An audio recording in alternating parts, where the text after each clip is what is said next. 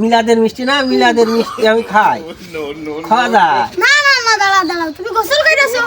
গোসল আমি শীতকালে গোসল করি তো, কদিন আমি গোসল করতে পারি, মিলাদের মিষ্টি তো আমি খাওয়া গোসল না করলে মিলাদের মিষ্টি খেতে হয় না। মানে কি এটা বিপদ, আমি শীতকালে কোনোদিন গোসল করি না, এখন তুই গোসল করলি দিবিন তো, তাহলে দিবান সত্যি না, কথা দিবান আমি দিবান। বুঝলি বলো, হ্যাঁ, তাহলে আমি গোসল করে আসি। যাও, আসার আগে খেয়ে ফেলাই।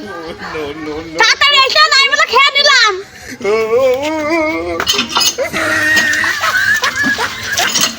খাইস না, আমি একজন রাখ, আমি আসছি।